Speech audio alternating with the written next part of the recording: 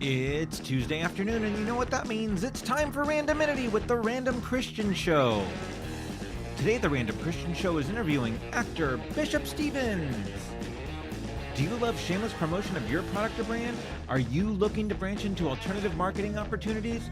Do you want two random hosts to pump your product and brand for 2 hours every Tuesday? Presenting sponsor packages for the Random Christian Show are available now. Just email therandomchristianshow@gmail.com for more information. The Random Christian Show is proudly supported by The Advisor. The Advisor is a Facebook group created by Colonel James Nilbrotis, composed of multi-talents such as actors, directors, artists, writers, and more. If you fall into this category, contact them on Facebook at The Advisor. Intro music provided by the Dead Campers. Check them out on Spotify and at deadcampers.com. Next week, the Random Christian Show is interviewing comedian and actor Paul Votto. My name is Andy, and now here's your host, Christian Random.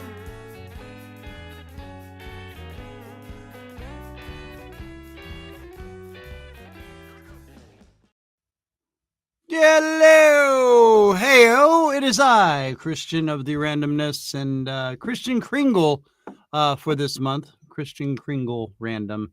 It's my middle name, not really, but it will be for the month of December. Welcome to it. Happy Tuesday to you all, and thank you all for being out there and enjoying our show. Make sure to like, follow, and subscribe the old Random Christian Show. And today, we have been waiting on Andy. Andy's got a little bit of a delay going on, and actually, looks like Andy may be sending a message. Hang on a second here. Let's see what's going on here, kids. Hey everybody, it's Andy from the Random Christian Show. Where the heck am I today? Well, my wife is sick, and that means I need to do some dad duties around the house. Ha, I said duties. Anyway, I know Christian has this well in hand, so I'm going to turn it back over to him. Bishop, I am so sorry I couldn't be there today. I had so many questions for you, and I'm so excited for the special announcement that you're going to put live on the show. I can't wait to watch it later.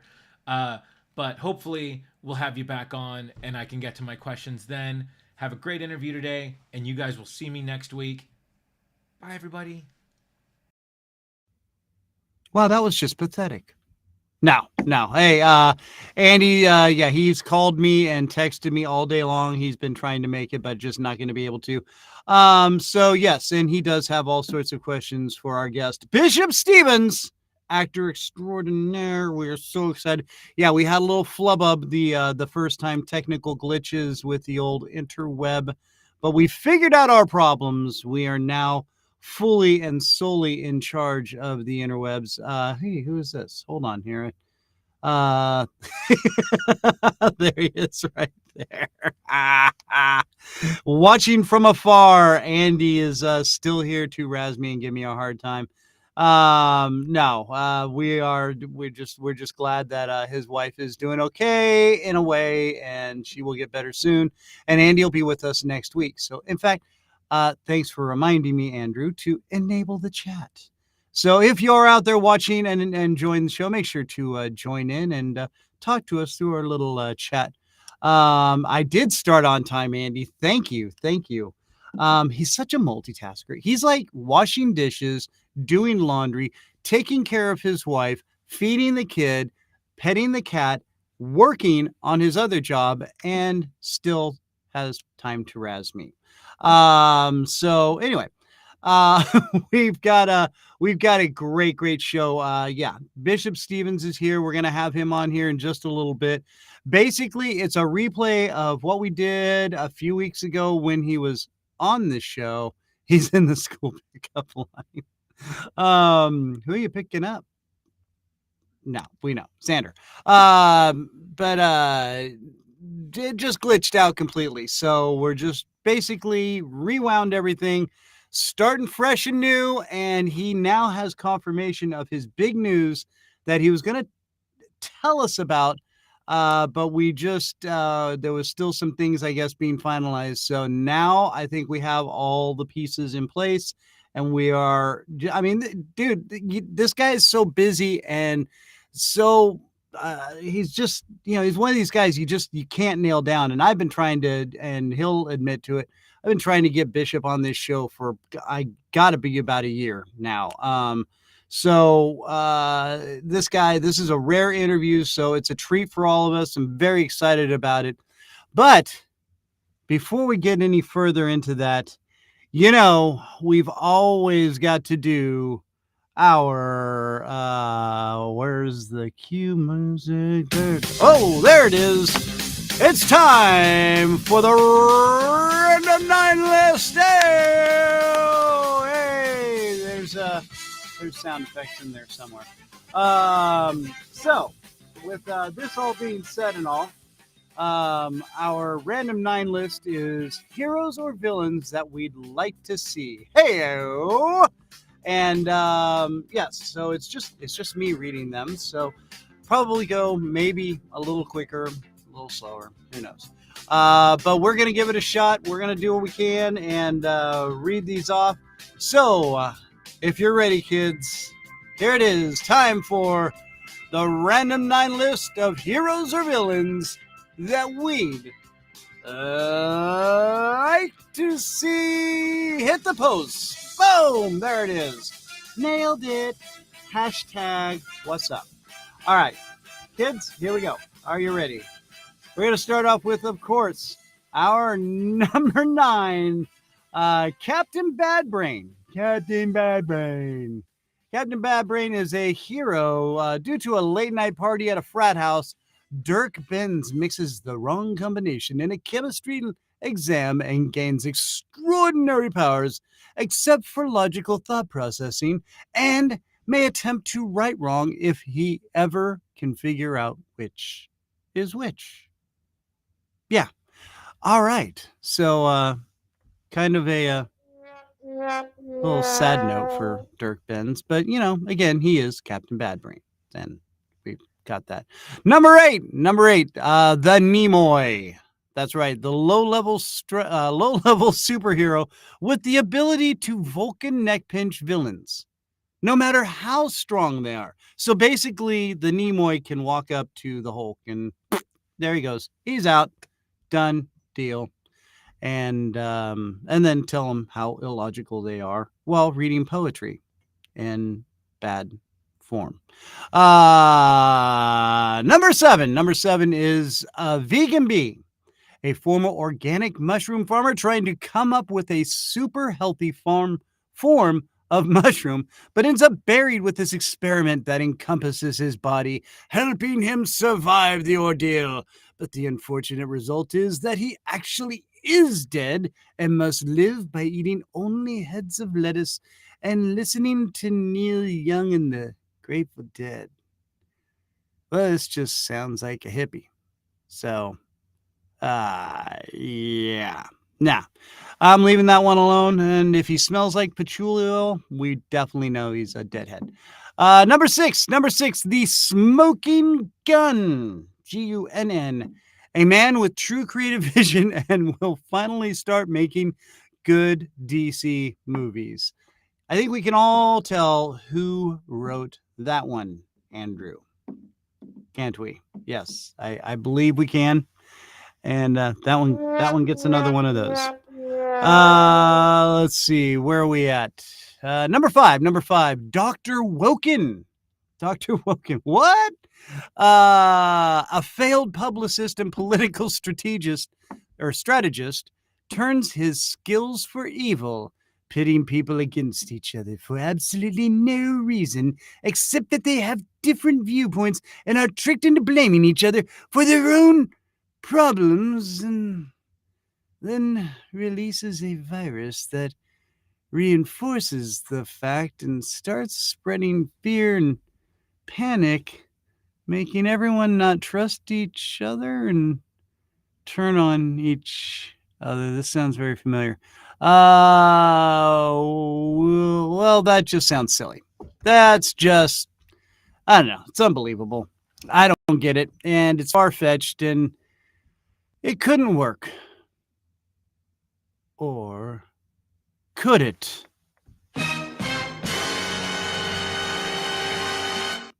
Yeah, Yeah, it did actually. It did. It was called the coronavirus, and yeah, we all got suckered in with that. Number 4 is True Vision.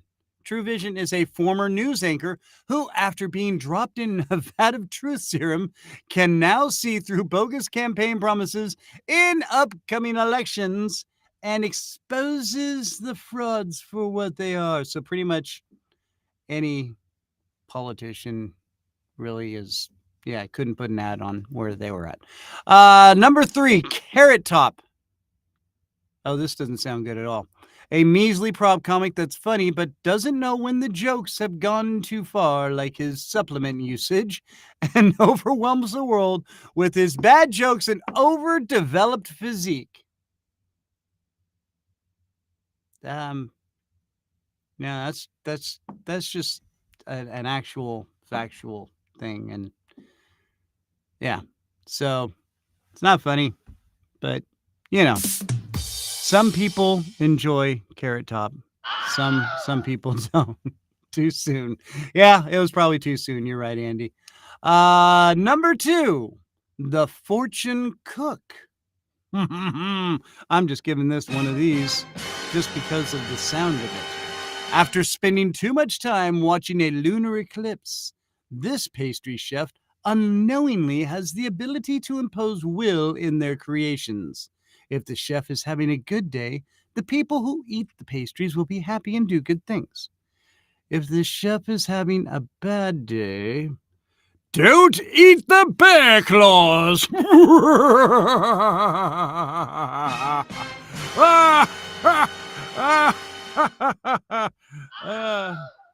Oh, somebody ate a bear claw. All right. Well, isn't that convenient? All right, well, special, evil, and do-gooder all wrapped into one big ball. Isn't that convenient? Okay. Let's see. Where are we at here? Yeah. We are looking for our drum roll. Because I'm using the different. Oh, there it is. All right, now for number 1. Oh, number 1. Number 1 doesn't exist. Number 1 got bobbled. So here it is. Number 1. It was the Fortune Cook. That's what it was. It was just a bad delivery of the Fortune Cook. So there we go. That's it. That's the one. And we couldn't be more excited for the end of what we like to call the Random 9 list. Yeah. Thanks for joining and being a part of it. Hey, by the way, kids, woohoo, Random 8. We are very excited to offer these fabulous Random Christian hats that you can see right here that are on my noggin. $25. Hit me up at the website, therandomchristianshow.com, or just go to the email, therandomchristianshow@gmail.com, and hit us up, and we will get you set up with one of these fabulous hats. $25 covers everything, ships anywhere in the U.S. European shipping and Canadian, not so easily done with just $25. So, if you got a friend in the U.S. that's going to be coming over to you soon, hit them up. But in the meantime, there it is, the Random 8. It's over. It's done with. And now we can gladly move on to a gentleman that we have been working hard to get onto this show and are so very excited for it. Let's see. I mean, he's done so much. This guy has come from wrestling, done acting. He's been all over the place. And again, like I said, it's been over a year that I've been, or about a year that I've been bugging this guy to come on the show. So, without further ado, ladies and gentlemen, very excited. Let's bring him on. It is Mr. Bishop Stevens. Mother doesn't go out anymore. Oh, Bishop. Bishop. Oh, what's up, bro? What's up? Sorry about that. I was, yeah. My bad. Oh, that was great, man. Oh, I'm just glad I'm not the only one that does that. Welcome to the show, sir. Thank Finally, you. Thank you now for that we've having got me. you back on here. Hey, man. Wait. Is everything working now? You're loud and clear, smooth as Everybody can silk. hear me. Everybody, we're good. We can see you. We can hear you. We're dialed in. So Man, what was thanks. that? Yeah, that was just an interweb flobble blobble bloom. And Flobble, blobble. yeah, flabble, blabble, Flip, flip, flip, flip, flam, and flam, flip, flip, flap, yeah. flip, flap, flip, flip, and flam. Yeah, well, you see, as the Professor Flink would say, there was doohicks in the swigabler, and then we had to transfer into the interweb, and there was a lot of transference and interference, which meant that things just didn't work. That's all that really happened. So, In other words, your shit was fucked up. okay, there goes the PG-13 rating. Damn. All right, Bishop. What's up, brother? What's up? Thank you for Dude, having me. hey, Thank you man. for having me back. I'm just glad you were able to come back, dude. So, all right. So let's now you're let's cover this real quick. You've What? Christian Kringle? What? Are you guys? Are you? I don't know how many people are on here, but are you looking at his name, Christian Kringle? Now, what's up? What's up with that? Christian Kringle Random. It's my middle name for the month of December. You are not going to get anything extra from Santa for that. You know that, right? Oh no, he's probably going to charge me for things. Probably, so. yeah. He'll probably sue you. He'll sue you. Oh yeah, I'm expecting a full-on lawsuit from Santa any day. He's in desist. I'm gonna get. Yeah, I'll just get I'll get served with papers from Santa. It's from the North Pole, sir. Delivered by like 3 elves with guns and. Wait. Hey, Santa says, maybe you shouldn't be talking like that no more. You know what I'm saying? Hey, I'm not saying that you can't, but if you do, yeah, there you see, you're the elder. Fine. I'll calm it down for you. For you young guys who get so, everybody gets so offended these days. Are you offended people? Okay. So that's Bishop as a gangster, right? Yeah, come on, man. Who says black guys can't play Italian black guys? We can do dude. That. Hey, there you go. What I mean, where does that not come from, right? There you go. All right. Oh, Tim Melia, Santa is watching right now. So Tim plays Santa during the month of December. So. Oh, okay. What's up, Santa? Okay. So how is your hip doing? How you doing? Because you just had some major work done. Oh man, I'm a lot better. Thank you for asking. Yeah. It was some scary touch and go stuff going on right there, right there, man. And wow, I know I promised everybody the story, so are we going there now or what? Hey, let's do it. Let's get that one out of the way because I know a lot of people were concerned and asking about you. So let's clear the air on your injury there and get that all done. Okay, let me. To be honest, everybody, I know I look good. and everything, but I'm actually like 40 years old. You know what I'm saying? So I am a little older than a lot of people think I am. Okay. The problem is my mind is one thing and my body says something totally different. So what happened was, if you guys have been following me, I've been posting my workouts. And I started doing what they call HIIT training, high intensity training. The box hops, the rope, all this crazy stuff, right? And now the first time I was going to come on the show, the big announcement was I was getting ready to go back into the wrestling ring. That's what that training was for. Oh. I was trying to lean out. And build my cardio and everything at the same time. So I was going to get back into actually January would have been my first match. Would have been my first wrestling match. I had already got the papers license from the Missouri Athletic Division.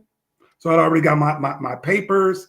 I had hooked up with a doctor to go get my physical and everything. Yeah. And so I'm down here. I got a nice home gym down here. I'm down here in my home gym, and I'm doing one of those HIIT training workouts. And I'm going, man. I mean, I'm boom, boom, boom, boom, boom, boom, boom. I'm feeling like the whole. I'm feeling it. I'm feeling, man. I'm you're doing something, and ain't nobody there but you, and Right. your chest still come out. You put your chest out for yourself. That's how you're like, I'm Captain Bad Boy. All of a sudden, something said, "Sit, boy." Like I was talking. No, this isn't going to work, Bishop. You'll have to sit down and relax for a little bit. It's like I was telling one of my dogs to sit. It said, "Sit, boy," and I sat. Then it said, "Lay down." So you heard a little bit of that right there? Man. No, take it higher.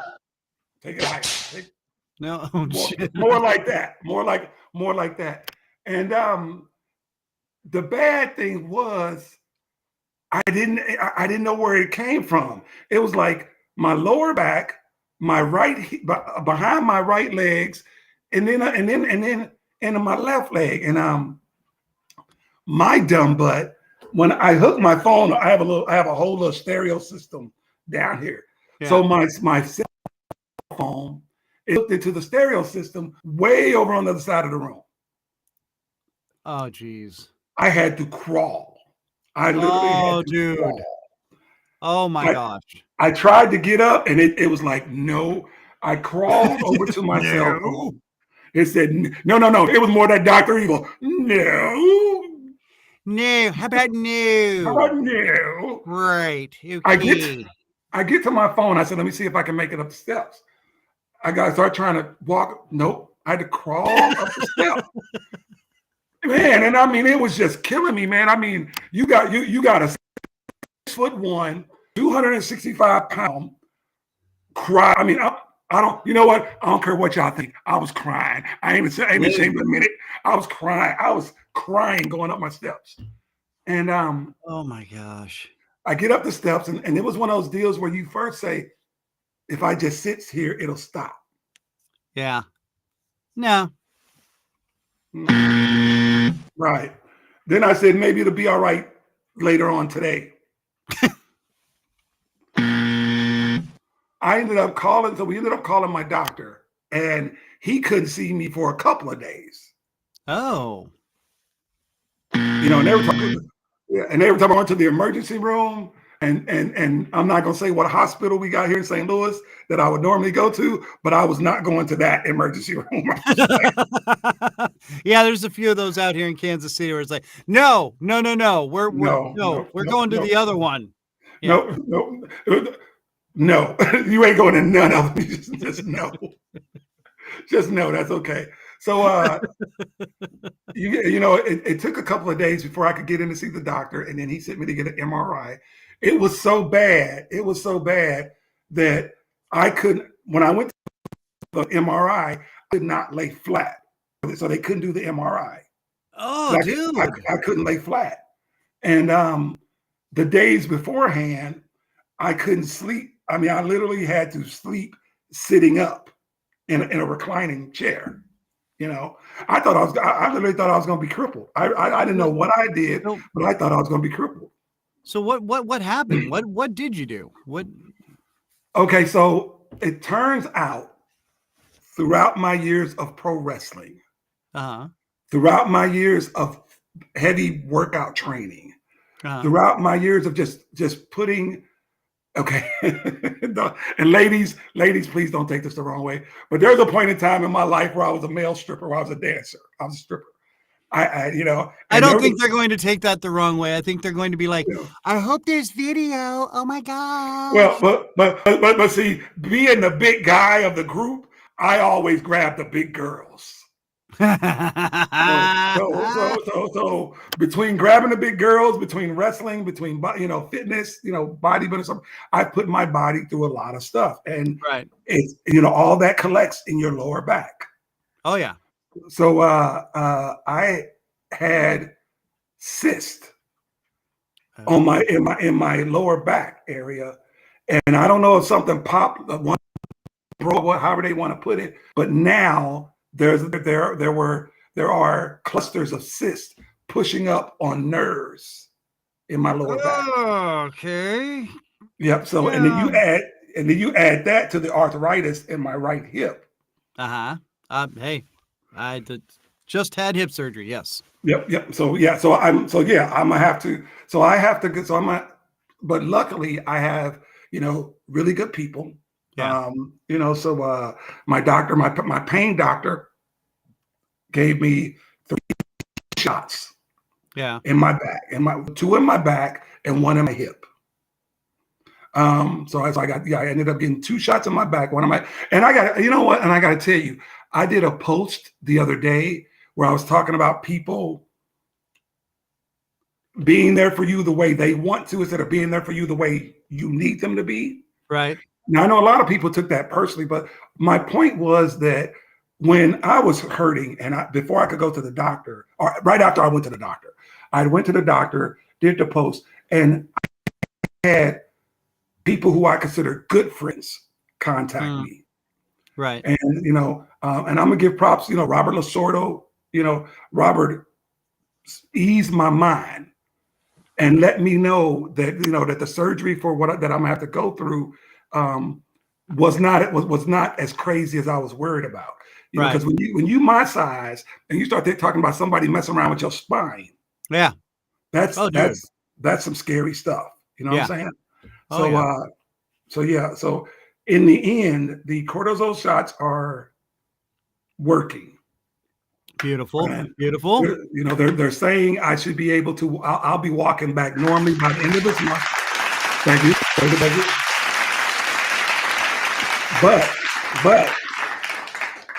But sooner or later, I will need to go ahead and get the operations, both the hip operation and the cyst removal.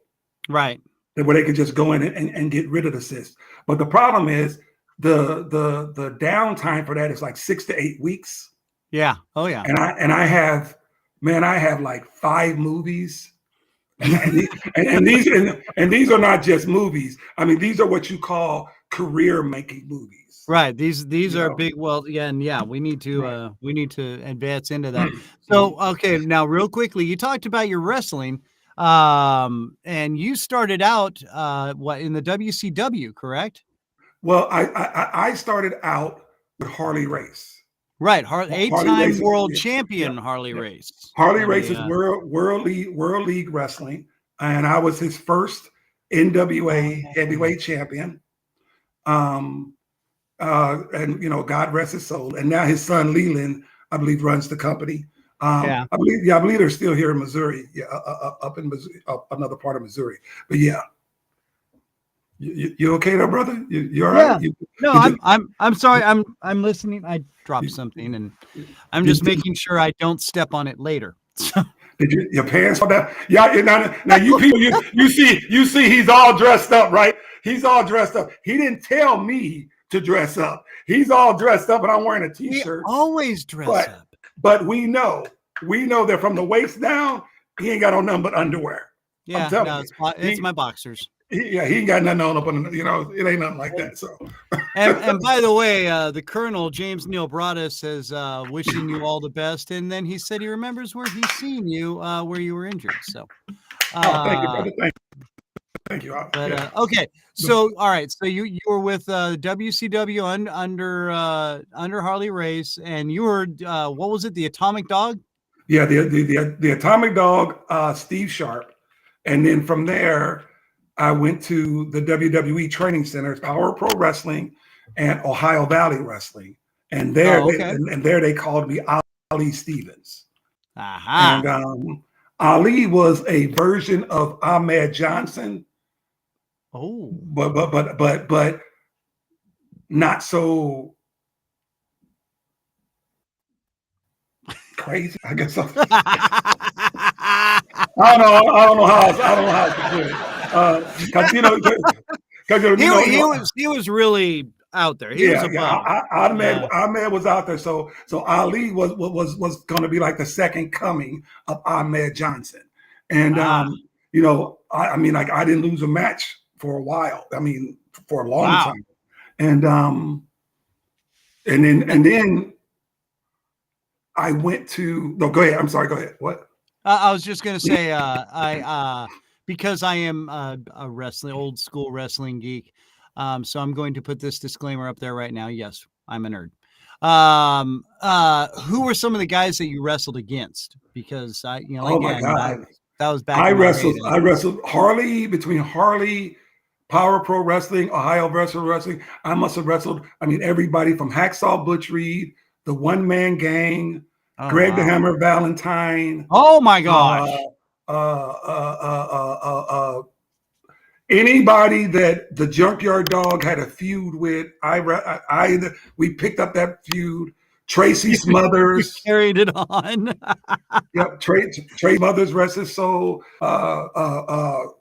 Jerry Lawler. Dude, you are dropping some names here, brother, in the wrestling world. And in WCW, I mean, one of my main videos that we put out there is me versus that 70s guy. What's his name? Shoot, he passed away. But his main gimmick was that 70s guy. He was an ECW bigwig for a while. Oh, did you ever go against Ric Flair? I actually never wrestled Flair, but I was actually involved in a match that involved Flair. That Flair was involved. Oh, we were across the ring from each other.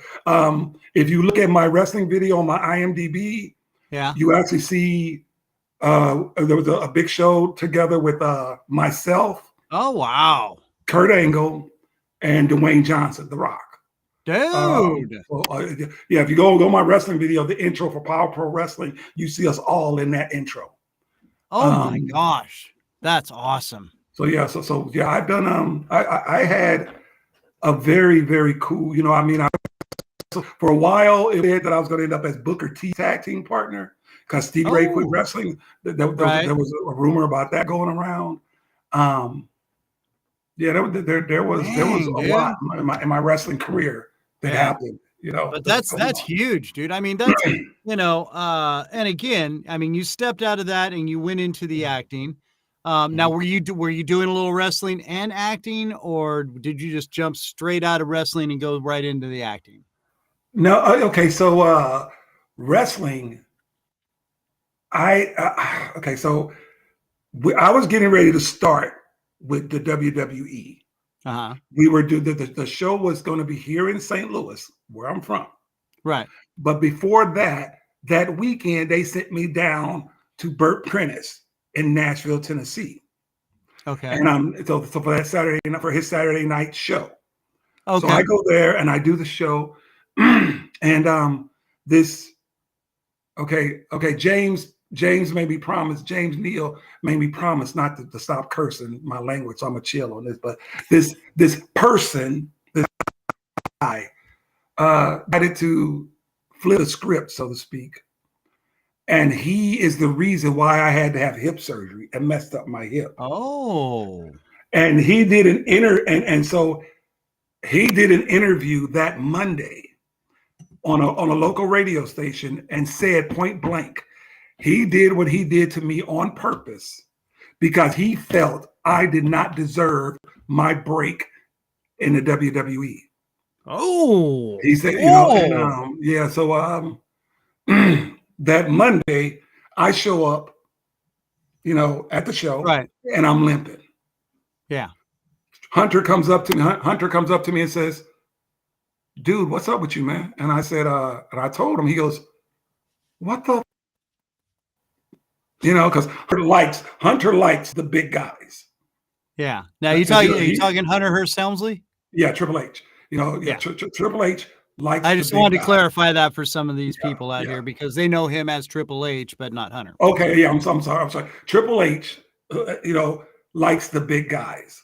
Yeah. So he likes the flyers and everything, the flyers and the big guys, and at the time, like I said, I'm 6'1". My wrestling boots got an inch of heel on them like that. So I'm 6'2", 6'3", 270 solid pounds, not an ounce of fat on me. Yeah. And they had plans for me. Right. Right then is when Goldberg comes in. Oh. After I got hurt and I lost my contract, they bought in Bobby Lashley.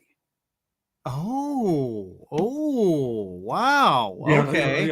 Right after it was obvious I was going to have to have surgery and my career was going to be done. Okay, guy, we love you. Goodbye. And then 2 weeks later, here comes Bobby Lashley. Yeah. And then he was in. That was it. Wow. So yeah, I kept wrestling on the independent scene. Right. For fun. And then I got a phone call. I did a workout video. Hold on a minute. Yeah. We got to see this. Hold on. Now the kids at home, don't be damaging yourself. Okay. For the kids at home, I've already seen this because okay. Easy. You go slow and easy. Okay, jumping up wasn't real smart, but okay. Slow and easy. All right. So I did this. So I put together, this was a there it is. Workout DVD that I did. There it is, dude. Okay. And it's based. Okay, Stephen Sharp. Yeah. Now, can we still find this on the interweb? No, because it was like years. I don't know. Probably.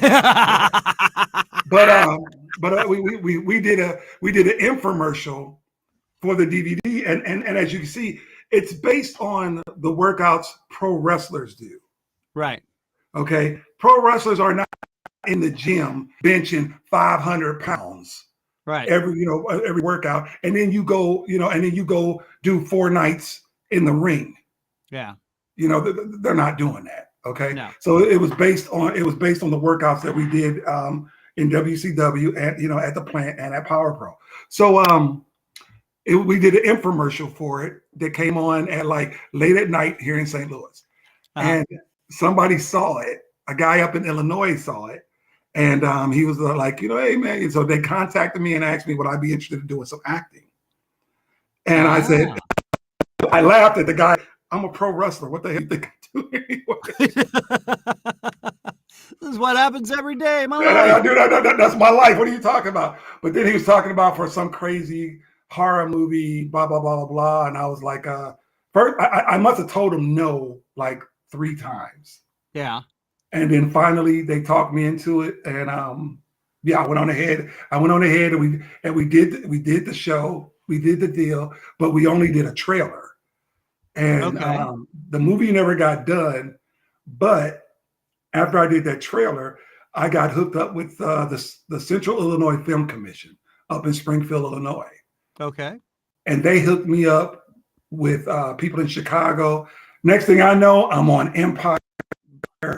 I'm on Chicago PD. Next thing I know, I'm on Walking Dead. I'm going to Atlanta to do some Walking Dead stuff. I'm going to Tyler Perry's. It's like next thing I know, I'm just this big old black guy doing all this cool stuff, driving all over the place. Okay. Whoa. All right. Time out. Okay. No. All right. What? I knew about the Empire.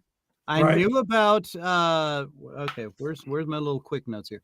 I knew about Chicago PD, which these are huge. Coming straight out of wrestling, and not even, being one of the big stars and jumping into these shows. This is huge. USA, the Sirens on the USA Network. And then, yeah, The Walking Dead. Hello. First off, I know right now my wife is going, and then when you said Tyler Perry, I'm surprised she's not down here in the studio right now. Because she loves Tyler Perry. Well, okay. Again, when I first started like that with The Walking Dead, Tyler Perry, going to Atlanta, stuff like that, those were what we call featured extra roles. Okay. So that's where they were looking for somebody with a look to be in the background and stuff like that. But to me, just getting started, it was cool. Yeah, I mean, you don't just jump into those things, though. I mean, that's what I'm saying. That is huge for what you did. And then, but you actually had roles on like Empire, right? You had an actual Empire. They ended up giving me a name. I was head of security when they did the Malcolm and Cookie love affair. I was Malcolm's head of security, right hand man. You see me a lot of times actually talking to Taraji. Or should I say, she's talking to me, telling me what to do.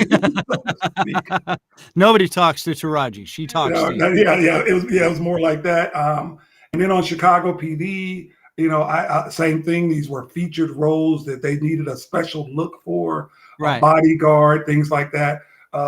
Planting somebody's head in the table, stuff like that. It was pretty cool. Yeah. Dude, that's huge. And God, that's got to be. That's just got to be so much fun. I know it's work. Trust me. We've had enough of this conversation with other actors and whatnot. It's hard work, and yes, but there's some fun to it. And don't say that there isn't, because I would never say I don't enjoy my job. And and the good thing about it that I love compared to wrestling is when I come home, I don't spend 4 days in a bathtub, in a hot tub of water. You're not doing an ice bath and then jumping in the hot tub. I'm not doing that. I come home, I'm happy, I'm ready to go back out. I come home, I'm ready to go do some other stuff. You know what I'm saying? So, but dude, and you've adapted to it so well. Seriously, Bishop. I've only seen so much of your stuff because, again, I avoided doing the deep dive. When we talked about this before, I don't do a deep dive till after, because I want people to be able to see and hear the questions and understand that, this is all new to me too. Now, you started doing some other films and whatnot, and one of your biggest ones right there behind you, where you got Best Actor, was the horrific. The horrific evil monsters. Yeah, horrific evil monsters. Where you played, what was the character's name in that? See that good-looking guy right there in the middle, right there. That good-looking guy in the middle. Hold on a minute. I think there's an action figure somewhere around here. I'm trying to. You got your own action figure? Oh, good Lord! All right, yeah, right there. Wait a minute. Yeah, right there, next to the belt. Oh, there it is. Oh my gosh. Oh, dude. But what's I was really honored by those, by Adam, them too, and the people at 388 Studios up in New York, when they came to me with it, with everything. It was for an independent film, it was very. They turned over cars and shut down whole street blocks, and it was a production. It was a production. Yeah, it was a full-on production for her, and I'm just sitting there going, okay. I'm like, okay, well, that's nice. When you get the set, and you're thinking it's gonna be some little,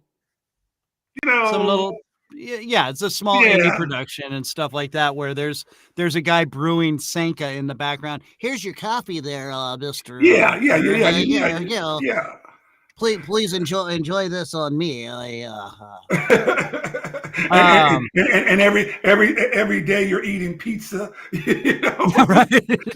Every meal is crafty is pizza. All the time. So you're like, okay. But no, Okay, they're asking where they can get a EJ Hammond. Thank you for joining us. EJ is asking where she can get a Bishop Stevens action figure. You get your action figure when I get my book. Oh, okay. When I get my book, congratulations to my girl EJ right there. You know, her book just came out, so you know she'll get an Alex Creed action figure when I get my book, my signed book. She'll get an action figure. She just said, "Damn." All right. Well, listen, and EJ, maybe we should talk about your book sometime. And now the one thing I wanted to note here, this movie that you got the best actor role for, or award, the Horrific Evil Monsters. Right. It wasn't just a horror film; it was like a comedy horror film, correct? It was, and what's really cool is it was a horror film where the monsters were the heroes. Oh wow! So the bad guys are the heroes taking on 4 horsemen of the apocalypse to save the world. Oh, yeah. Man. So okay. Myself, and my alien partner, who's a friend of mine. You know, we team up with a mass murderer, werewolf, a zombie girl. The only thing we were missing was a vampire. Oh man! Or wait a minute, is there a vampire? No, wait a minute. Okay, no vampire, no vampire. That's the only thing we were missing is a vampire. But it just wouldn't be right. I mean, he's part of the 4 horsemen. He sucks the life out of everybody. Okay, but that is such a great plot twist. I love that. That is okay. So, and now can people find just since we're talking about the Horrific Evil Monsters, can they find that like on Netflix or? Oh, it's on Amazon. It's on Tubi. All you got to do. What's really cool about my career that I can brag about is if you got a smart TV, you go up to your search. You know, you go to your search thing. Yeah. You type in Bishop Stevens, type my name in, a whole list of movies that I'm in. Boom. And where you can. There it is, Bishop Stevens. Yeah, that's the wrong button. There it is. All right. So, okay. So then, now was that your first big film? Was the Horrific Evil Monsters? That was my first big leading role. Okay, that's your first big leading role. That was my big because right. Yeah, I've been in. I had been in movies with CM Punk, Girl on the Third Floor. I mean, I did a few things, but that was the first movie that sat on my shoulders. You know, okay. me and the alien were like the lead characters. The monsters, we were all the lead characters. So that was the first one that sat on my shoulders, and it actually did fairly well. It did feel fairly well. Actually. Yeah, dude, you got a Best Actor award for God's sakes. Yeah, I'd say that does pretty good. At a Chicago Film Festival. Yeah. Not just some rinky dink film festival, a Chicago Film Festival. Okay, all right. The home of the Bears. The home of the Bears. Chicago. Yep. All right. Yeah. So we're taking the L train out. All right. Okay. Okay, so we had now that was your first big lead role. Now, what about because you've done the full gamut. You've done have you done romantic movies yet? No. Okay. The way you had to take a yeah. But okay, what you've obviously done a little comedy. Yeah, action, comedy. Suspense thrillers, pretty much on down the line, right? Yeah, and like this one that got picked up by Lionsgate, the police action thriller Lockdown. Okay, now go ahead. Yeah, Max Cherokee's. And what's kind of cool is I'm going to be working with Max again in 2023. So I'm looking forward to that. Yeah, I have like 3 or 4 Lionsgate movies. Right, and I was about to come up here. Yeah. You got as a horror film, you got Bloodthirst, the Lockdown. Okay. Oh no, now this one I guess I made a bad note here. Netflix was The Girl on the Third Floor, correct? Yeah, right. Netflix. All right. Right. Now that was wasn't that like a mini series or something like that? No, it was just That was a just a horror movie? movie with Okay. CM Punk is the star of that. Okay, that's the one he was. Okay, all right. Right. And then Shudder, you had Revealer, which has won a bunch of awards. I mean, this Revealer, thing is all yeah, over the place. and it's and going strong and I was gonna going say strong, it right. just didn't it just win like another award not too long ago? Yeah, I think it got something. I'm not sure what it was, but it did get some type of big mention or something like that. Yeah, It's like one of the top five things on Shudder. Yeah. Yeah, but I mean, this was at a film festival. They were Yeah, like, yeah. "Ah!" Yeah. Which literally they all there was pictures of people going, "Ah!" Except they looked way better doing it than me. And well, tell us a little bit about this Revealer, because there is a lot of intrigue about it. There's a lot of buzz about it. What is Revealer? Because I want you to describe it, but I love the whole premise of it. So Revealer is about a booth dancer, a booth stripper, and where it's about a stripper. It's about a stripper. Just but she's in a booth. Dancer. But there's a difference. Why did you just say exotic dancer? She's an exotic. Because there's a difference. She doesn't come out lap dances and you're not all over. She's in behind glass. There's a difference there. Okay, all right, okay. So, all right, that's true. Okay, there is a bit of a difference. It's not a pole dance. So this is so in the Revealer, basically, the dancer who is supposed to in a lot of people's mind is the sinner, and then she has to team up with this religious I don't even know how to describe her. This religious, excuse me, sir, have you thought about your life today? You know, one of those type, one of those people. Have you thought about where your life is going to go? Right. I'm going to work in about an hour. Leave me alone. Okay.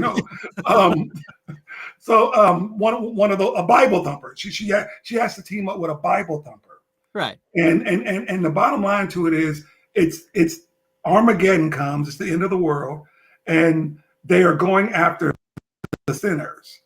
But you have to watch the movie, and you'll basically end up seeing that the sinner is not the dancer. Because the dancer is still real to herself, and she's honest. Mm-hmm.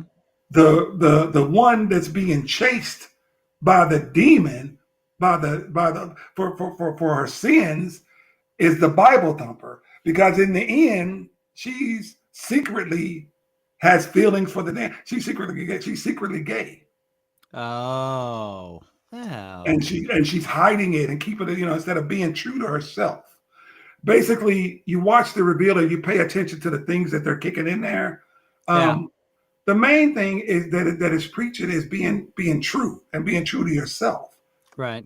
See, a lot of us are sinning, but we sin to ourselves because we're not honest with ourselves and how we feel. We put on this front to everybody, you know, instead of being honest. And if you're not honest with yourself, you can't be honest with me. Well, you got to be honest to the big guy upstairs. That's the most important thing. Right. No. But see, that's the point. He knows. Right. Well, yes. Oh, he knows everything. He knows. So if you faking the funk to yourself, he knows you faking the funk. Okay. Low Cecil? Yeah, Cecil Lowe's. He's saying, "Hey, Bishop, I wrestled Bishop before." Then he kicked me in the face. Whoa, to thy own self be true. Very good, James. There you go. So this is a buddy you wrestled back in the day? Yes. Cecil and I, we used to wrestle here in St. Louis down at South Broadway Athletic Club together. And we go back years, and he's actually in the Tusk trailers. He's in those trailers, and he's a good guy. We're going to be doing some business together. That's one of the other things that I'm going to announce. Yeah, when we start talking about all my stuff for 2023, that's one of the things we're going to announce. That's what we're building up to here, because that's the big crescendo. It's okay.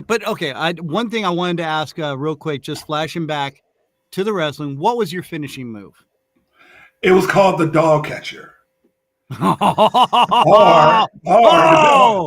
when I was in WCW, they called it the dog pound.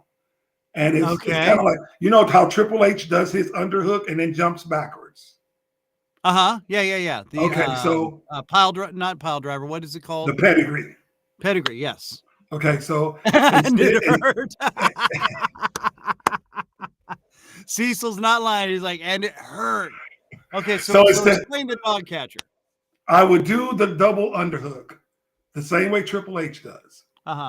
But instead of doing the jump back, putting your hands, I literally pull the person up like for a suplex.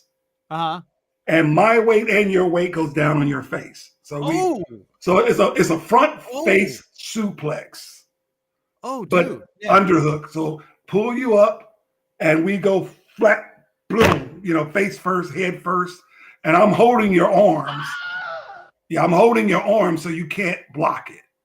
Oh, dude. Yeah, no, that just sounds brutal. And I'm with Cecil. I'm sure that hurt like hell. Oh my gosh. Even just, I know it's choreographed but still, you guys went through some pain. I don't care what anybody says. It's acting, but it is athletic and it is brutal. And there's no playing around. And gravity never part of the team, but part of the plan. Gravity to sit in with you and say, okay, we'll do that. Gravity is not when you're putting a match together. Gravity is not sitting there going, okay, all right. Gravity's like, come on. You think you're gonna okay? Wait, you think I'm a clown to you? Huh? Come here. Let me tell you something. You think I'm funny? Come here. I'll show you the laws of gravity. I'll be your freaking lawyer. That's what I'm gonna do. Come here. I'll show you. So gravity's never involved, and that steel chair doesn't all of a sudden. People kill me with this one. I love this one. Those steel chairs, they don't really hurt,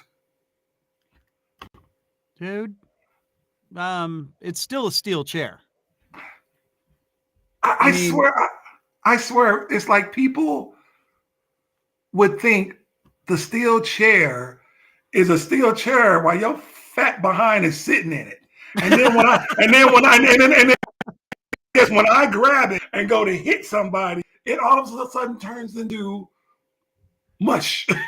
Right.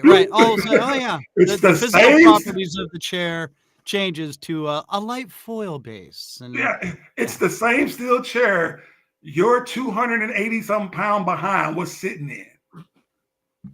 Okay, it's the same chair your 300-pound behind is swilling, pretzel eating, hot dog swallowing, cotton candy eating. It's the same chair. It's the same chair. It's how we use it that makes the difference. But the problem is that's why a lot of times you will see a wrestler get cut across his head because when maybe he stepped up. Right. So if I'm measuring, and he stepped too close and he caught the rim of that chair, that kind of stuff does happen. I myself, I've had, couple of times. You got the battle scars. Yeah. I had a fool pull a knife on me and cut me across a fan down south, down in Jonesboro, Arkansas. Holy crap. Whipped out a knife and well, but people get absorbed and into it, man. And they do. It's one thing to, be into it and have fun with it, but people take it like real. And it's like, dude, it's still a show, it's WWE and, entertainment. E is for entertainment. And it's, not saying that it's not painful and brutal because it is. I know that for a fact. And anybody who says it isn't, is lying and is full of crap. I remember when this happened, I was wrestling Superstar Bill Dundee. You know, he's like a really big star. Yeah. Down south. And I come back to and so when it happened, security grabbed the guy, beat the crap out of the guy, tossed him and his family out. And it was so funny because I wasn't mad about getting cut. In fact, I was happy because I walked back in the dressing room and Lawler was mad. Jerry Lawler was mad because he goes, damn, I got twice as hard. That means I did my job. I did my job. Yes. That means I did my job. Jerry Lawler was like, damn, I got to go out here and work twice as hard. I really got to be impressive. And I think he was wrestling Tracy Smothers. No, or he was either wrestling Tracy Smothers or Coco Beware, one of those guys. Oh wow, Coco B, he was great. Yeah. So yeah, Lawler had to go out there, and he really had to do it, man. That's really impressive. Yeah, hey, Cecil, thanks for stopping in. Later, Cecil. Cecil's just saying how great of a guy you are and such a good friend. So that's awesome. And I mean, you know, seriously, man, you can tell this. You've just got a great heart and a great attitude. I love the fact that you're always trying to help out some of these charities around the St. Louis area and whatnot in Illinois. And I believe that, you know, you always give back. And I love that. Yeah, we were trying to do that with the hats here and stuff. We're going to get involved in some more stuff as we progress. But now I want to keep moving forward. One thing I did want to touch on was your role in the Submerged universe with Mr. Demetrius who's been on this. We're going to get him back. I've been kind of waiting to see if he was going to pop in like last time, but apparently he's, you know, too busy in his, you know, universe. Well, you know how it is when you're writing a whole universe, you know. Dude. You know? Well, what isn't he? I mean, literally, he is running a universe. I mean, there's comics, there's games, there's trading cards, there's action figures, there's movies, there's exactly. I mean, it's like, dude, what aren't you? Pretty soon he's going to have his own trucking company. I mean, see, that's how you do it. That is how you do. I'm trying to, because we said we would remain nameless, but that's what you do to build a universe. Mm-hmm. You get on one thing and you stay on that one thing and you put everything into one thing. Right. Concentrate on that one thing. Yep. That's what has made Demetrius successful. It made Tyler Perry successful. Tyler Perry did nothing but Medea for years. Yeah. Okay. And Demetrius' success is that he built a universe around these submerged characters. Yeah. And each one has their own separate universe, which is even bigger, you know. It's like I actually started out doing voiceover stuff, and then I got the bug to do this from a guy at work. He's like, you should start that. And so I gave up the voice acting, and I'm putting my full effort into this, you know, because I don't know. I believe this can go somewhere eventually, but yeah, we'll see. Wait, hey man, you've been going 2 years. That's longer than a lot of these, you know, and that's longer than a lot of these. A lot of them don't make it, you know, 5 or 6 months, and again, that's one of the reasons why it's hard to get me on a show. You know, I have respect for anybody who jumps out there, whether it be a podcast, a movie, a short film, or whatever else. It takes a lot to do that. But the problem is you got all these fair weather people. This is what I call fair weather people. And when you're a fair weather person, I hate to tell you, and I'm saying if I hurt anybody's feelings, I'm sorry. If you're a fair weather, you don't deserve it. Right. Because there are people out there who get up every morning. I get up every morning about my career. Right. Even now in my present condition, I have been working my butt off. In my present condition, to make sure 2023 is a top year for me. Yeah. You know, And there are people who call me, Facebook message me, can you help me? Will you help them? You know, man, I gave you advice 6 months ago, you make it. Yeah, where are you at now? Yeah, where you at now? You know what I'm saying? So yeah, it's always if you're a fair weather person and you can't lock down and be serious about what you want to do. Right. And when I say that, there's a lot of people that want to do it, but they want other people to do it for them. Right. No, everybody wants everything handed to them. Yeah. No. You gotta come aboard. You know, even if I'm working for you or with you, you need to be right here. Right. You need to be right here you need to be right here with me. Yep. Okay. And if you're not shoulder to shoulder, then I'm gonna leave you. Yeah. I'm gonna leave you.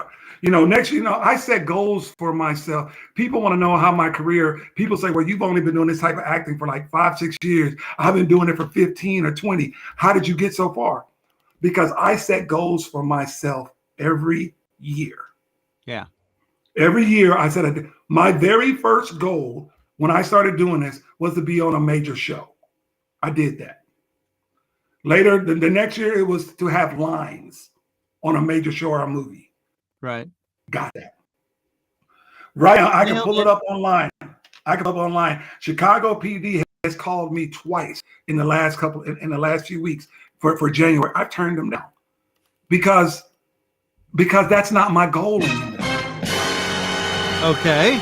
So okay, now I'm yeah, unless they call me for a lead role. Because see, here's the thing: when you're on those type of shows and those type of programs, you disappear in the mix.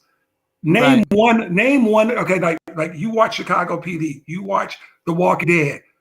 Name one person other than a major villain on any of those shows. Yeah, no, I don't know. You can't do it. No, they're not that important. No, you see them once and they gone. Right. Okay? Yeah. They're in and out, and yeah. Exactly. Down the drain. They're in and out and down the drain. So I've already done that. I've already proven I can act with the best of them. I can work with the best of them. You know, right. My goal now is to show that I need to be the guy on the posters, and that's why if you follow me on Facebook, I always push out the fact that 12 or 13 of movies that I've had speaking roles all have landed distribution deals. Yeah. That's why I make that clear to people. You know, I get a lot of auditions and stuff like that for movies, but it's, you know, if they send me a one-liner thing or one of those things where you look on there and see how many scenes you're going to be in, I'm going to be in 3 or 4 scenes. That's all right. They better be really big scenes. Exactly. Because I've already done that. I have already done that, and if that's what you want to do, I'm going back. Prove yourself. Yeah. You're going backwards. You're never going to be a big star if you continue to stand behind the big stars. Right. You know, and that's the bottom line. Now, if you're standing side by side with the big stars, sooner or later you'll be able to step up. Step forward, yeah, because everybody gets their moment in the light, you know, right. And especially when you work with good people that, you know, their ego is in check, where they're like, you know what, this is your turn, you know, go take it, and you know, and those people are few and far between out there. Well, I will say in your line of work, I will say that. Well, I will say I have been blessed. You know, Costas Mandylor, Robert Lasordo, Tara Reid, you know, almost everybody that Max has put me with. I've worked with some really big name stars, and they've all been very, very helpful as far as letting you shine. And they will actually help you to shine. But you they gotta know you want it, and they gotta know you bringing it. Right. You know, when I was on Empire. Oh yeah, they don't just hand you something and go, oh okay, you did great. Oh, yeah. No, you got to work for it. When I was on Empire, Terrence Howard, we were eating, and we were at lunch, and Terrence Howard says to me, he goes, "So I hear you're a pro wrestler," and I said, "Yeah, I was," and he goes, "You know what?" He goes, "I'll tell you what, I don't understand why you're here playing security babysitter. As big as you are and whatever else, you should be one of the lead gangsters," or blah blah blah blah blah. And he said, "Bro, next time I see you, I want you opposite me. The next time I see you." I left Empire that month. The second season that month, I left Empire after having that conversation with him, because he was right. Because as a pro wrestler, I learned that Cecil, anybody will tell you, as a pro wrestler, people kept telling me, "You'll never make it. You'll never make it." Oh yeah, man. I was with both companies at the same time at one point. You know what I'm saying? The only reason I didn't make it was because I got hurt. That's the only reason I didn't make it, was because I got hurt. Other than that, when WWF bought WCW, I was under both contracts, and they already had plans for what I was going to do, and then I get hurt. So, dude, and it's just a credit to you and your drive as to moving forward and moving up. You didn't even do lateral. You just kept going right up the ladder. And that's how it works. I mean, dude, you know how many times when I did radio for over 10 years, and every time, "Oh man, you're never going to make it. You're never going to do this." Dude, I started out doing jazz overnights, and I started drawing an audience, doing jazz overnights on the weekends. And they're like, "Okay, we're going to give you your morning show slot." So then I got a morning show slot on a college radio station, KSJS 90.7. And it was a huge alternative station for the time. And and I actually started drawing audience from the other big name radio stations out there. Okay. Yep, there you go. Then I got a midnight to 6 a.m. slot. They said, just stick to the format, do whatever. And I started doing that like I did when I was doing the jazz. I'm like, no, I'm going to do what I'm going to do. I started doing that, started drawing ratings. So, okay, well, we'll give you a different time shift, and then I teamed up with somebody. We had a number one nighttime show for a while, blah, blah, blah, blah, yada, yada. It's not about me. It's about you. So anyway, but yeah, that's what you do. You keep going, you keep pushing. And when something doesn't work, you change it up and make it work. You find a way. And that's what I said. So as I said, last year, my goal was to have movies that I have either lead or supporting role, heavy co-starring supporting roles in, and hopefully they would all get distribution deals. Yeah. And they have. And they have. So now this year, for 2023, my goal is to be the lead or co-lead in any movie that I'm in, any TV series, anything that I do, I will not accept unless it's a lead or a co-lead role. Okay. And the ideal is not just to be, but to also have big stars who will be my co-stars. Right. Okay. So like Chad Bozick did with Black Panther. He had a lot of huge stars, but he was the guy. Right. And they owned that role, dude. And they were around him, right? Owned that role. Right. So that is my goal now. And luckily, everything that's coming at me for 2023 is allowing me to do that. And if 4 or 5 films on the board now, I can see 3 of them for sure will be picked up. I can say for a fact 3 of them for sure will be picked up. There's a series that I believe already has a deal. So yeah, it's yeah. All right. So, all right. And if this is just for the audio people, people watching, they know who we're talking with. This is Bishop Stevens, actor extraordinaire, former pro wrestler, worked his way up through and, had Revealer, huge success with Revealer, the Horrific Evil Monsters, been on The Walking Dead, was worked his way through many different roles, Chicago PD and whatnot. So now we're caught up. Would you say we're caught up with We're caught up. with Bishop We're Stevens? caught Okay. So now, where's my drum roll? Where's okay? There it is. We're now in 2023. 2023. Done. Oh, where is it? There it is. Yeah. We're now ready for the future of Bishop Stevens, actor Next month. extraordinaire. Next month. Well, okay. It's the big future next month. It's a couple weeks away. Right. We're a little proactive, but we're just excited because you've got some stuff. You were going to tease about it the last time you were on the show, but now you've got confirmation that this stuff's happening. So, right. Can we drop the bomb? Can we? Oh, do yeah. this? I mean, we're going to touch base on some stuff. I mean, one of the things that I'm really, really excited about is I get to work again with Chip Rossetti, for Rossetti Productions. And if you now, what is Chip Rossetti known for? What is he is known for the Dark series on PureFlex.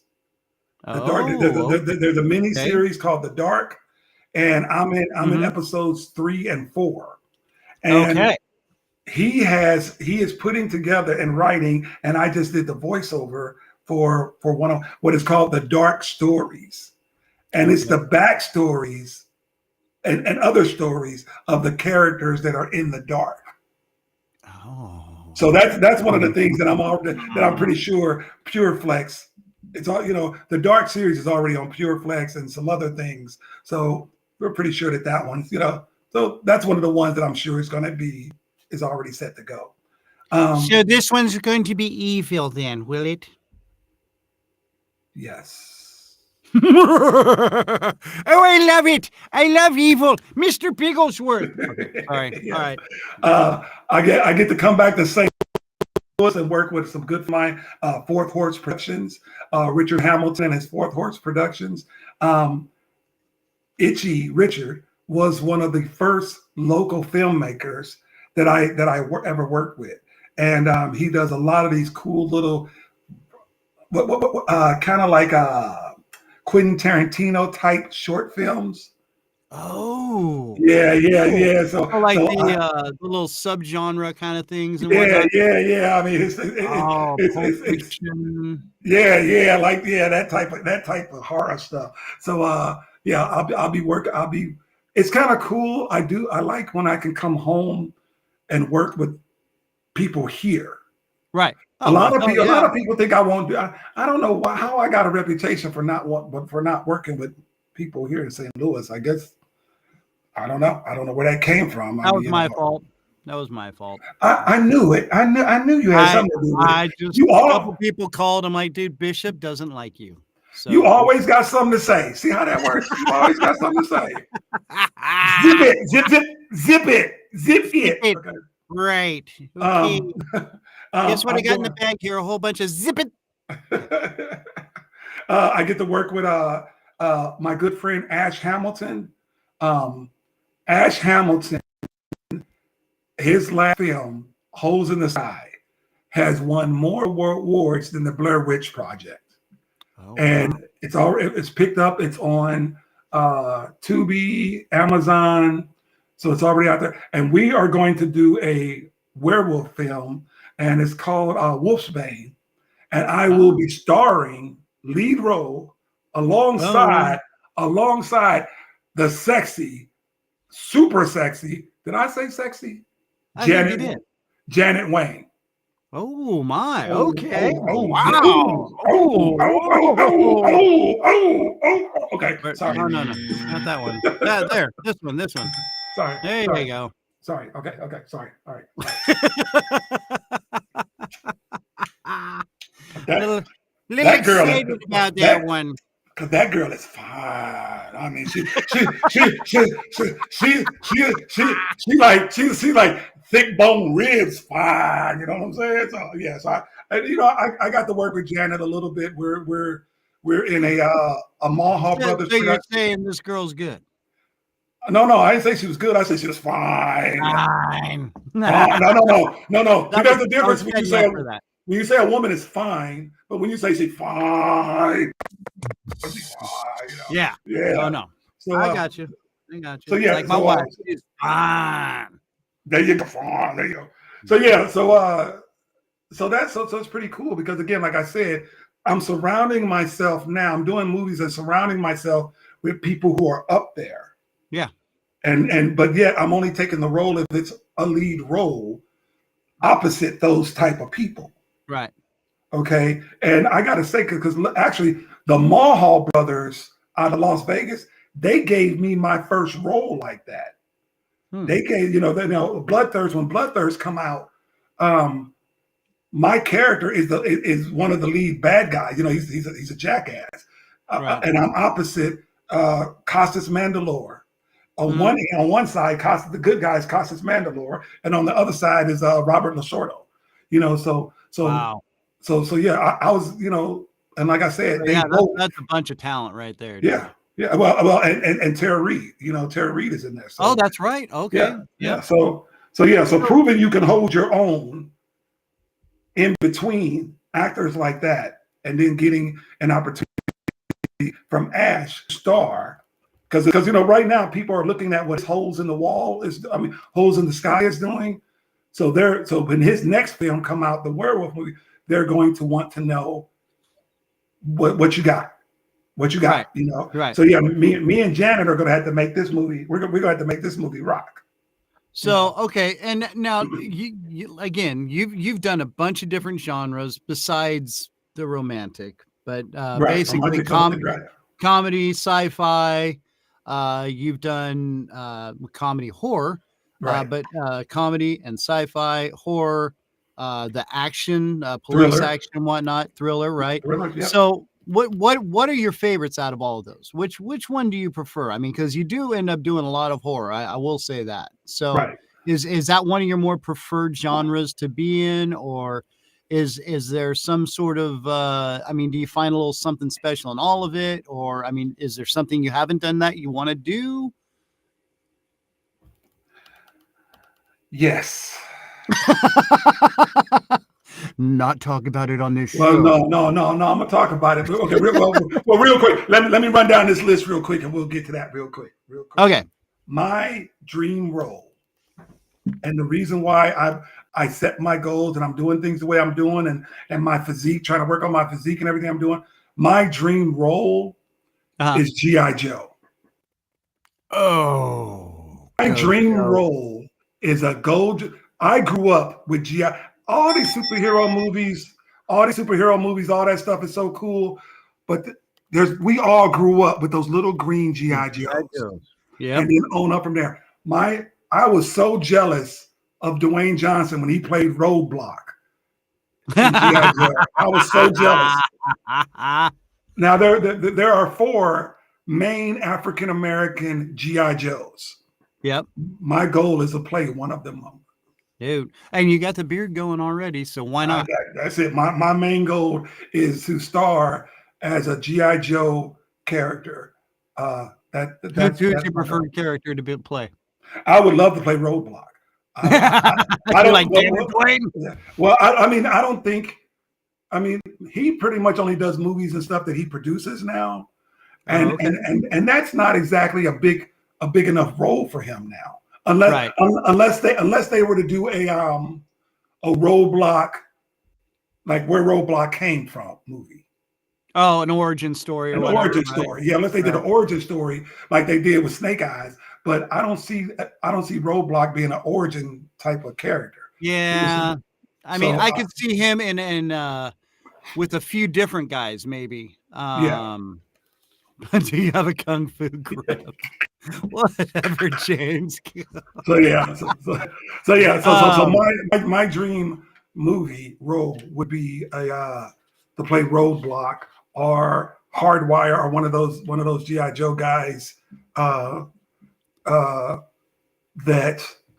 Ripcord, but I think I'm too big to be the pilot, like Marlon Wayans was.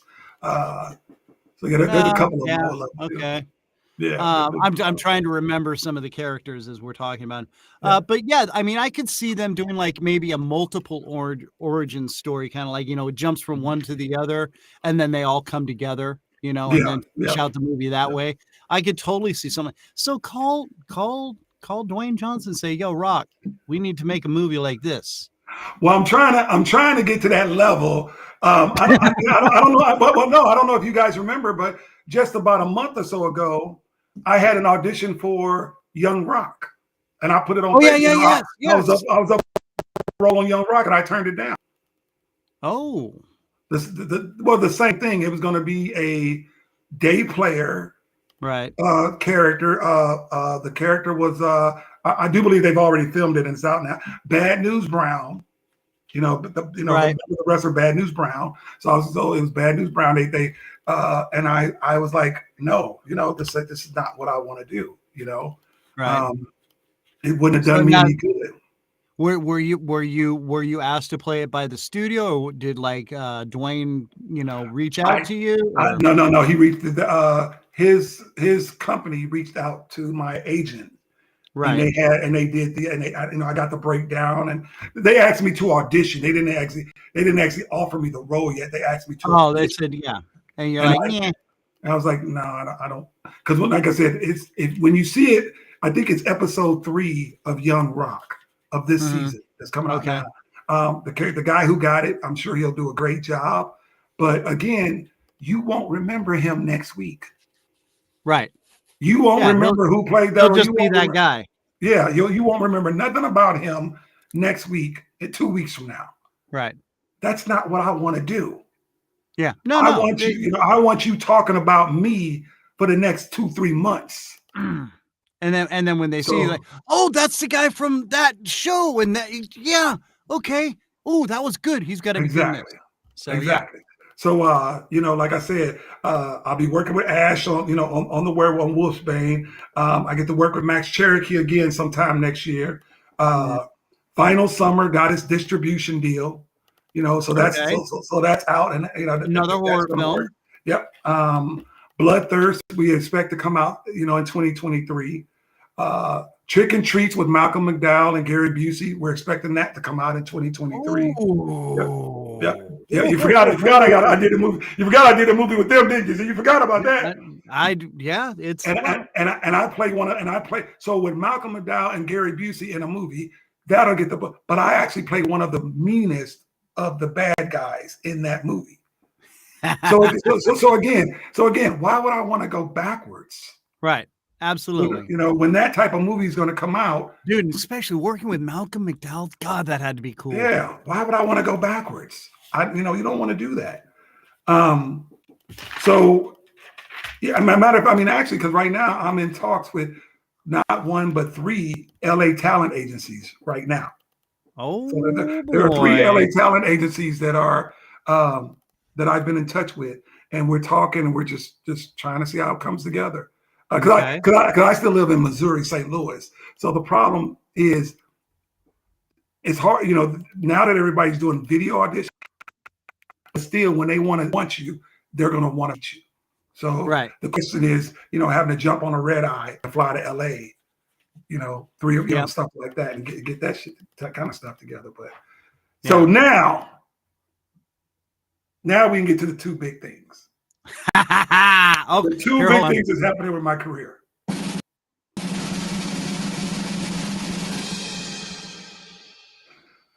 Now, everything that I said so far that's happening for 2023 is huge. Don't get it twisted. I'm not downplaying anything, and but some things have their different weights.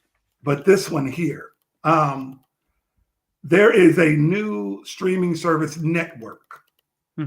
Called the Good Wives Network. It's called the Good Wives Network.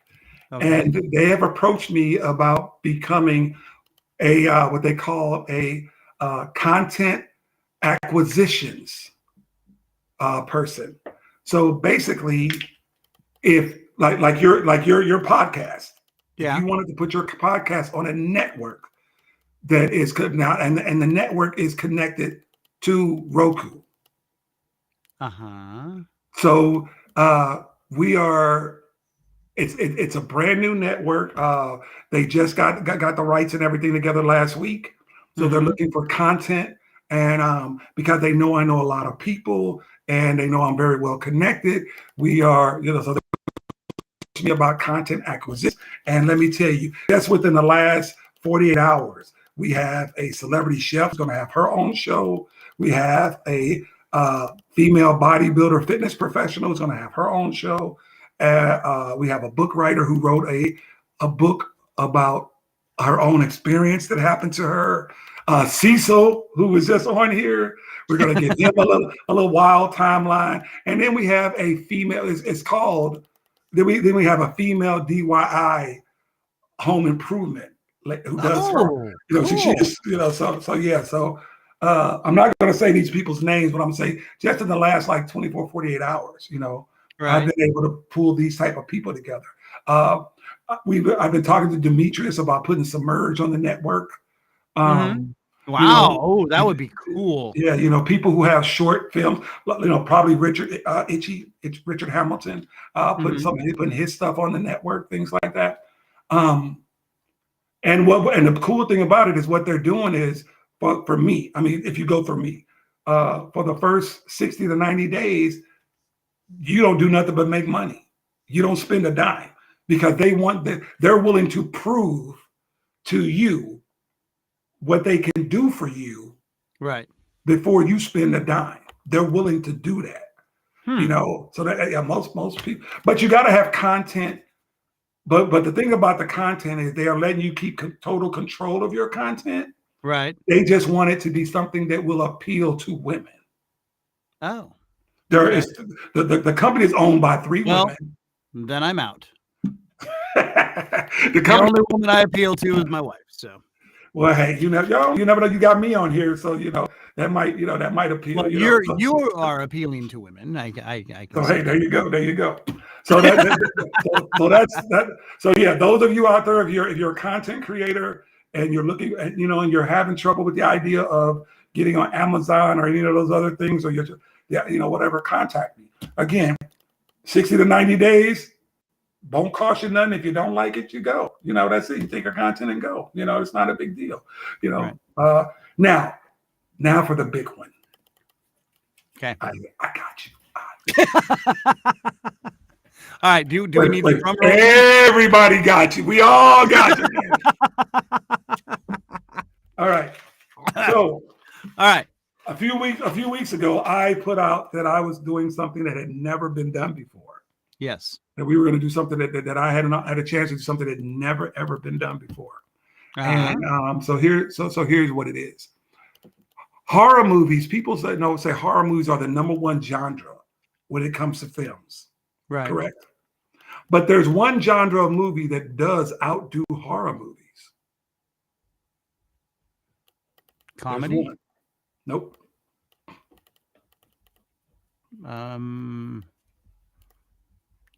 Romantic comedies. Oh no. Okay. Slapstick. Nope. Silent movies. Nope. Anime. No. I don't know. I serial killer movies. Oh, good Lord. Serial killer movies, whenever it comes out, this whole Dahmer thing, Jeffrey Dahmer, if it was at the movies, it would have outdone Black Panther and Black Adam together. It was Netflix's #1 thing for months on top of months on top of months. Matter of fact, it's still the only thing beating it now is that Wednesday thing, and that's because everybody grew up with the Addams Family. That's right. It. But other than that, it's pretty entertaining. Yeah. But think about it. Every time a serial killer movie comes out, it's big. Everybody talks about it. It's one of those water cooler. It's a water cooler discussion. Well, especially something like the Dahmer thing. That's Now here's what's funny. There has never, now considering what I'm about to tell you, there has never been an African American serial killer feature film. There's never been one.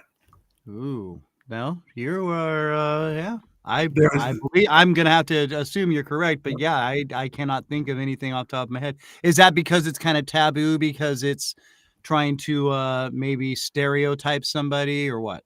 don't know. I don't know. All I know is African American serial killers are 36% of the serial killers in America, and they're known But to yet be nobody wants to talk about it. the most violent.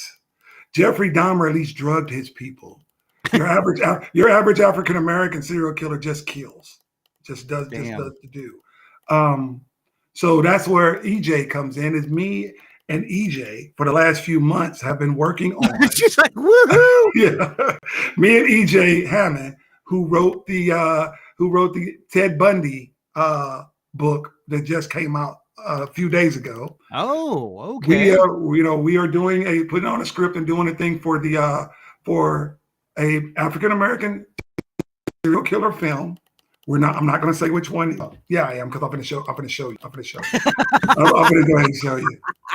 Okay. And we've already got a lot of the press stuff going and things going. We got several videos who are interested in it. Yeah, and we've had, and our art guy, that's the real guy. That's the real one. And of course, my head on his body.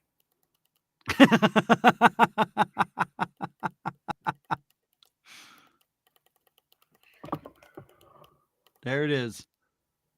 Okay. So we're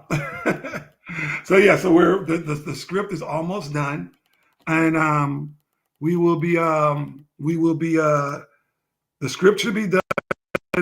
EJ, so I wrote the Hollywood parts of it, and EJ is writing the factual stuff that is out there in the public. That she's doing the research on this guy and all the dirt and everything that he's done. So you're the co-writer. You're the we're co-writing, right? So she's doing that, and it will have that way. It will have, we're able to say based on true events. The guy's a real guy. He was one of the most. This guy he's so bad. He stabbed one of his victims 81 times with a flathead screwdriver. Yeah, that's not good. No, a flat. Really? How do you stab somebody to death with a flathead? That's like saying I killed you with a butter knife. So yeah. That's one very upset young man. Yeah. So right now, I wrote a lot of the Hollywood part, and then now everything's over to EJ, who is writing the the true facts to life parts. Right. And then from there it goes to the screenwriter, and we should be filming by February, March. Wow, dude, that's fast. Well, remember this is true story, so right. It's not like it's got to be made up. It's there. Right. But still, putting all that together, for a movie like that, that's still pretty fast, isn't it? That's usually it takes a good year or so to get something like that all put together. Well, we've been working on it remember, you and I were supposed to talk 2-3 months ago. 2 months ago. That's true. Yes. So think about it. We were talking. This was also part of the big news that was supposed to be 2. So we've been working on this for the scripts and everything for like 3 months already. Yeah. And we've been talking. Due to my relentless hounding, I finally got you on the show. So there we go. There you go. So yeah, this is works for a while. Only thing that was kind of slowing us down was EJ has been getting her Bundy book together. So now that her Bundy book is out, she's going full blast on it, and it's going to be, it's going to be crazy. And again, we're going to make history with it because it's the first of its kind. And we've already got a lot of big studios and people like that interested in it. Yeah. And they're going to be, people are going to want to watch it because people, even when I talk to people about it, they go, there's Black serial killers. It's like, so you're gonna have people who want to watch it because there's Black serial killers. Are you gonna have people who want to watch it going, yeah, there are Black serial killers? Well, hey, as a guy who's I've lived in some pretty rough. I lived in Inglewood, California. I lived in Westchester. Lived in Hollywood. I lived up near Oakland. I lived in South San Jose. Let me tell you, there's tough guys and bad guys everywhere. Doesn't matter, but yeah, it's and because of the way our society is, yeah, it's taboo to talk about it. So, I mean, are you afraid that you're going to get attacked by some hate groups or anything, or about doing something like this? They're going to be like, "Oh, you're showing African American people in the wrong light." No, no, no, no. Are you guys even worried about that, or? No, I'm not, because first of all, they show African Americans as gangsters who beat up their women and abuse Right. their kids. Yeah. I'm not doing anything like that. I'm a serial killer, and he Yeah. killed. And the good thing about this guy is he had no racial bias. I was going to say he's not selective. He killed black women, white women, older women. His youngest victim was 19, or oldest victim was 61. You know, he killed business women and trailer park. He killed college co-eds and like I said, business owners. Yeah. So he didn't care what color you were. He didn't care your social status. He didn't care if you were married or single. Once he fixated on you, that's all. That's it. That's all it was. In fact, that we know of, he only killed 1 or 2 people because they were in the wrong place at the wrong time. Right. They just happened to be there, and that's it. Happened. Everybody else he killed, he stalked. He stalked his victims. So no, I mean, if you're gonna get mad at me for playing a black serial killer, you better go out and find every movie with a black pimp, a black guy, a guy who abuses his kids, who beats his wife, who beats his woman. Right. You better go find every one of them and jump in their behind. You know what I'm saying? Yeah. Oh, no, I totally get it. I'm thinking, especially in this day and age right now, I could see some people getting their panties in a wad and, you're being unfair. Well, no, this is real life. This is how it happens, man. And nobody's afraid to, like you said, show the Ted Bundys of the world or show the Jeffrey Dahmers of the world as sick and twisted as they are. And trust me, they are going light on the details of Jeffrey Dahmer, kids. You know what? That's I've heard that they're not even telling the story as rough as it should be. No, and there's people that were involved with that don't want to talk about it because that's how bad it was. Right. So evil knows no race or color bias or sex bias or whatever. And here's what's funny. And here's what's funny about it is that we all talk about DC and Marvel, and you got the DC universe and the Marvel universe and what they call Netflix is actually starting what they call a serial killer Cineverse. Oh, jeez, no. Look it up on Forbes.com. Netflix is starting a serial killer Cineverse. I am not surprised. They've got, with the success of the Dahmer thing, they've gotten orders. They've gotten a green light on 3 new serial killer films. Or projects. Wow. So they're starting a whole Cineverse of serial killers. So we're and from everything that I've been told, and then I know, all 3 of the ones that they're doing are all, white guys, some of the major top white guys. So we are doing the first African-American one. And, let me just say this, people who get upset, they can, I just look at it this way. If you're a white serial killer, y'all just can't have nothing, can you? You just can't have nothing to yourself, can you? Oh my gosh, that's awesome, dude. Oh man, no, yeah, you're absolutely right. And it's, again, evil knows no boundaries. It knows there's no lines to it. And I mean, hell, Dahmer proved that. He'd take down anybody and anywhere. And so it is what it is. And I'm pretty sure this guy that you're portraying, kicked somebody's dog a few times. So Oh, yeah. there's He that too. probably skinned the dog. Um, He probably skinned them. James, the Colonel, Jason's white, Freddy's white, Michael Myers is white. It's time to balance the scales. So there we go. The Colonel has spoken. The Colonel has spoken. Yes, sir. So yeah, so I'm pretty much expecting that. Oh, look, EJ, jeez. Yes, he harmed animals as a child. Oh God, I don't want to know anymore. No, we're going to leave this to the film, So or the book. Well, the book. Yeah. So we. Oh, and that's the other cool thing. And that's the other cool thing. By the time the movie is done, EJ will also be doing a tie-in book. Oh, beautiful. So therefore, for those of you true crime people, because of course the movie, we was not there when these situations happen. We just know what's been detailed. So there's a lot that has to be filled in, which we are doing. But she will have just like her Bundy book, she will have a book, a true to life crime book that ties into the film. And she will be using behind the scene photos in the book to dictate some of the real murders that this guy did. Oh wow, dude. Yeah. Okay. So when we say we're doing something that nobody else has done and can't do and ain't done, you'd have to be a crime story writer. You'd have to get an award-winning, actor. We have at this point, there's so much going on. Ash Hamilton is going to direct it, film producer and direct.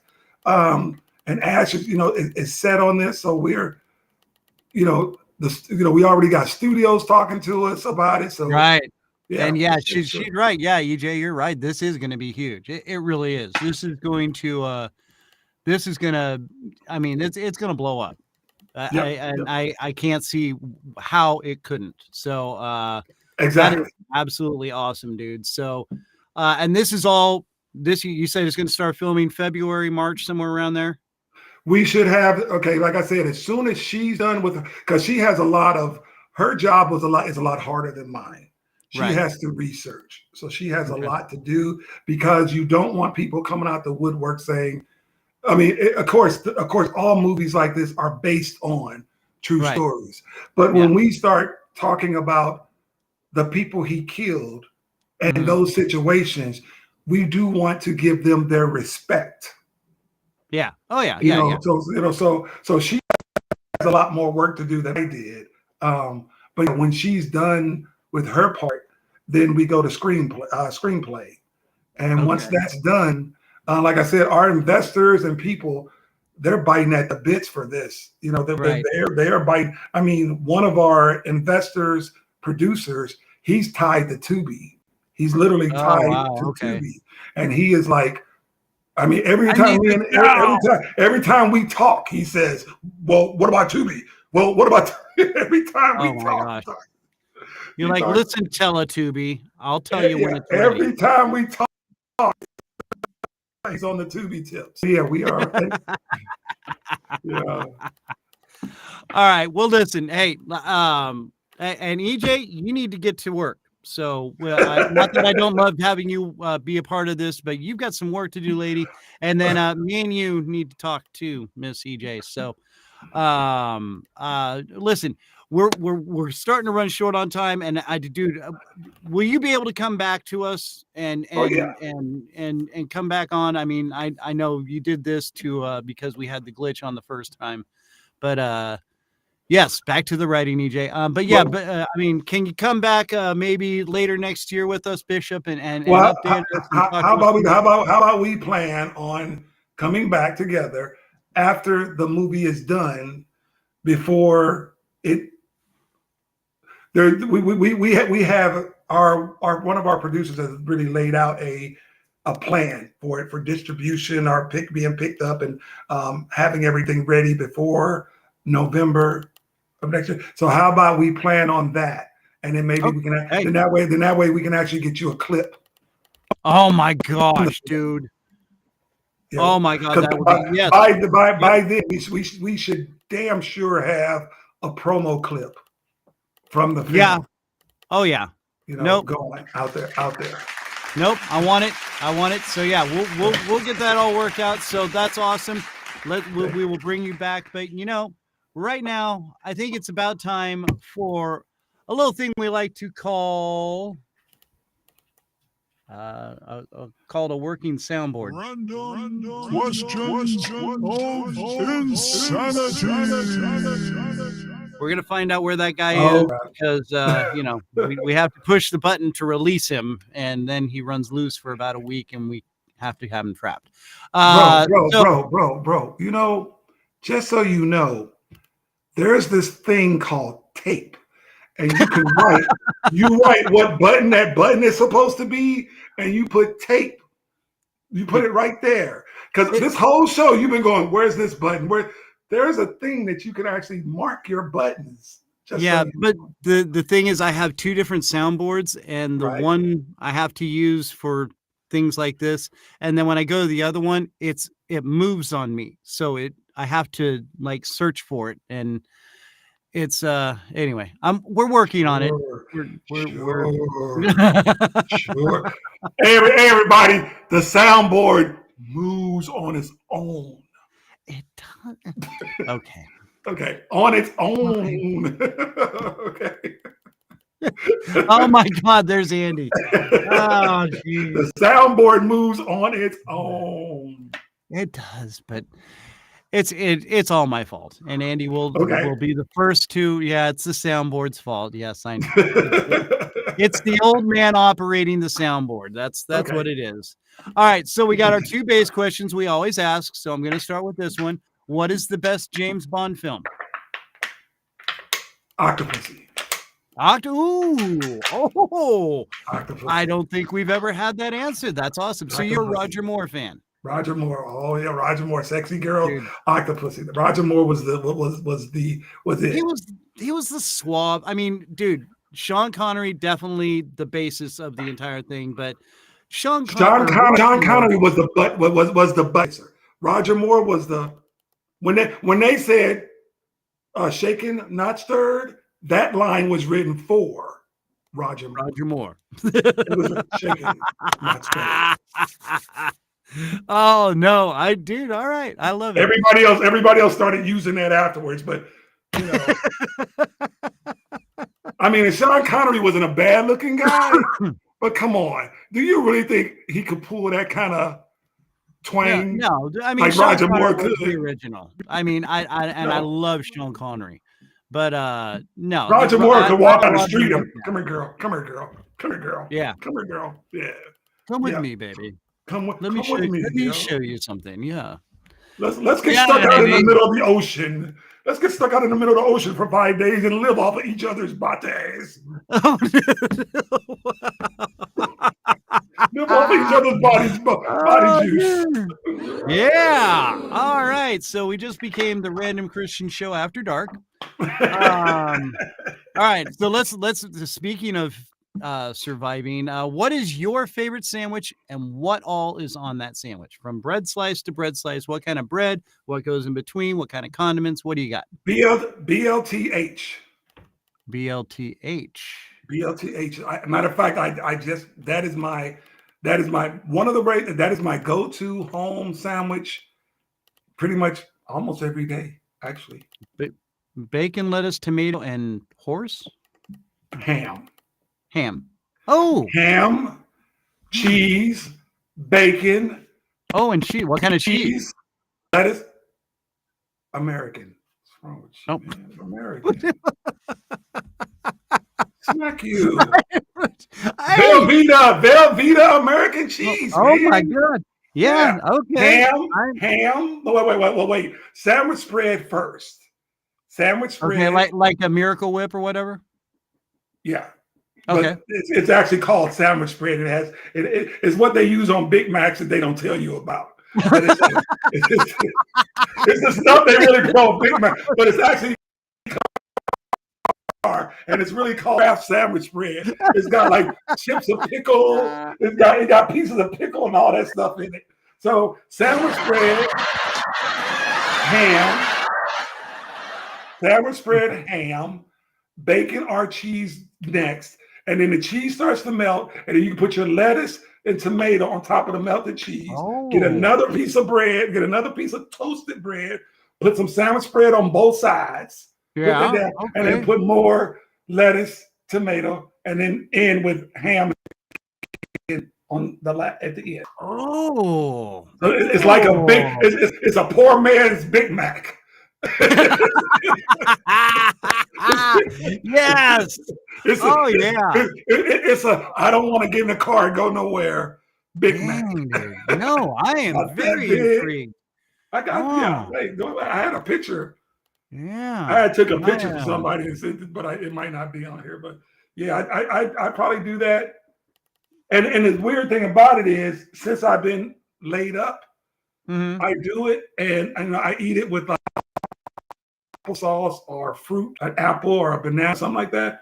Right. And I'm like I said, I'm waiting, but because it's for me, that's a small meal. Yeah, but still, that's a dude. That's Andy's over here saying that sounds amazing. I am very intrigued by that. What kind of bread? Some glazed honey ham. Get you that glazed sliced honey ham and some bacon. Oh, dude, and some bacon. Oh, do you heat up the ham? Yes. Okay. What's wrong with it's you, your man? Sandwich.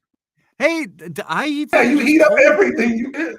Yeah, you could do that, I guess. But I guess you could do that. I guess. I did not mean to offend. I was just merely put it all. You get that bacon. You get that bacon that's pre-cooked bacon. You just have to put it in the microwave. Yeah, pre-cooked bacon. Get you some sliced ham. Get your sliced ham. Yeah. Put them both on the same plate. Put them in the microwave for 60 seconds. The bacon juice melts and goes over the ham. We're getting you your own cooking channel. That's what we're gonna do. Hey, only for sandwiches. Only for sandwiches. All right, what's the better pet, cat or a dog? Dog.